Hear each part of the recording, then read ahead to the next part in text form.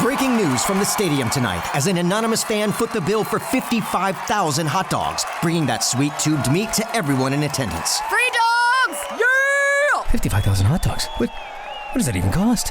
While the identity of this Frankfurter philanthropist remains anonymous, their all-beefy generosity will go down in history.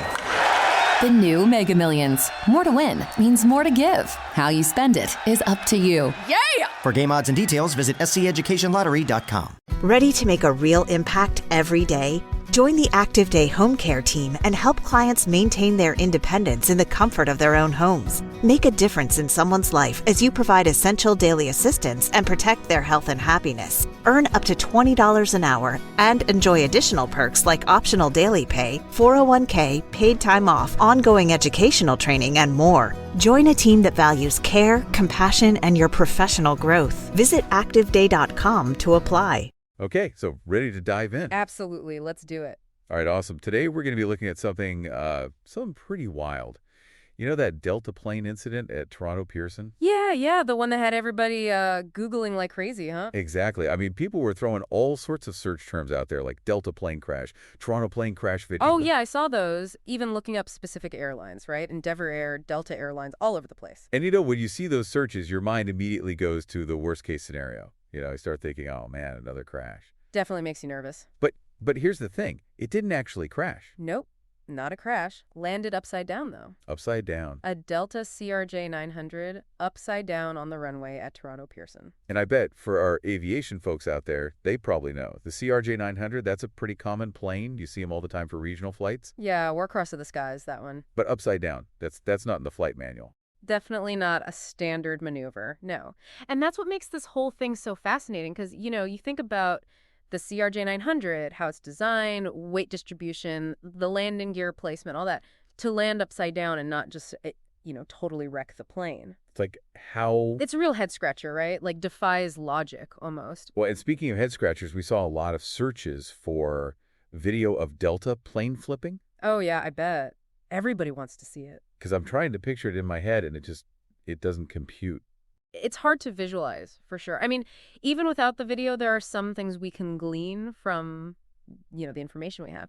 I noticed you were looking at searches for, like, how many plane crashes in 2025. So clearly we're thinking about the bigger picture here, right? Like, is this part of a trend? Yeah, exactly. Because when something like this happens, you immediately think, okay, is this becoming a more common thing? What's going on with aviation safety? Right, exactly. And what's interesting is statistically 2025 has actually been a pretty good year for aviation safety. Relatively speaking, there's actually been a slight decrease in incidents. Huh. So this Delta incident is kind of like an anomaly then. Seems that way, yeah. An outlier for sure. Okay. Well, that's slightly reassuring, I guess. But still, I mean, this specific incident is just so bizarre. And, you brought up the search for Deborah Flint earlier. Now she's the head honcho over at the Greater Toronto Airports Authority. So maybe people were looking for official statements from her. Makes sense, right. But I was also thinking maybe they're interested in, like, her expertise. Oh, interesting. Like, what kind of safety protocols does Toronto Pearson have in place for something like this? Because, I mean, this is highly unusual. Yeah, good point. It's not just about statements. It's about, like, what does she know that we don't? Exactly. And that actually ties in nicely with another search term we saw, Toronto weather. Ah, yes. The weather. Always a factor, right? So was this a perfect storm kind of situation? Well, literally, right. I mean, because it's mind-boggling. We're looking at what's statistically a pretty safe year for aviation, and then out of nowhere, a plane lands upside down. Wild, right. And the fact that there were no injuries, it's almost unbelievable. Yeah, that's the silver lining for sure, but it definitely raises all sorts of questions, like, is there something specific about the CRJ 900 that we need to look at? Are there changes that need to be made at Pearson? Or was this just, a fluke, a case of incredibly good luck? I mean, what can we even learn from this? Well, that's the million-dollar question, isn't it? And it's why incidents like this, even without serious consequences, are so important to study, because they really highlight just how many factors are at play when it comes to aviation safety. You've got the technology itself, right? The plane. You've got the human element, the pilots, the crew. And then you've got the wild card, the weather. It's a whole system. And understanding how those things interact is crucial. A delicate balance, for sure. So after digging into all of this, I'm curious, for you, what stands out the most? Is it the mechanics of how that plane landed upside down? Is it the safety protocols at Pearson? Or is it that bigger picture of aviation safety in 2025? What are you walking away from this deep dive thinking about? That's a good question. I think for me, it really is that balance, that interconnectedness of everything. We can have all the technology in the world, the best training, the most stringent safety protocols, but sometimes things just happen. And those are the moments that really make you think, make you appreciate the complexity of it all, and maybe even make you a little more grateful the next time you step on a plane. Absolutely. Because even with all our advancements, we're still learning. And incidents like this, as strange as they are, they push us to keep learning and to keep striving for safer skies. So our listeners out there, what about you? What's got you thinking after this deep dive? Let us know.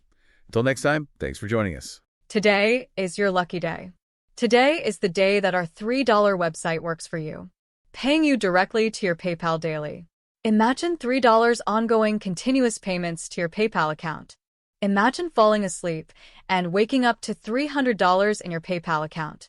How would this make you feel? How could this help you? What bills could you pay? What kind of fun could you have?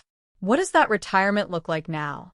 All for a one-time payment of $3. This website is DFY done for you, fully built and completely hosted, and never stops collecting payments for you. You have spent $3 on coffee on a regular, but that coffee won't help you create multiple streams of income. Click the link below. Having a life scholarship and being able to afford to go to college made me feel inspired to go. When I got a life scholarship, it was such a relief. I knew that I wanted to have an impact. Having a life scholarship through the SC Education Lottery was huge. It gave me the opportunity to make that impact right here at home. The South Carolina Education Lottery. A better you, a better us, a better South Carolina. Visit sceducationlottery.com/betteryou. Step into the world of power, loyalty, and luck. I'm gonna make him an offer he can't refuse. With family, cannolis, and spins mean everything. Now, you wanna get mixed up in the family business. Introducing The Godfather at ChumbaCasino.com. Test your luck in the shadowy world of The Godfather slot. Someday, I will call upon you to do a service for me. Play The Godfather now at ChumbaCasino.com. Welcome to the family.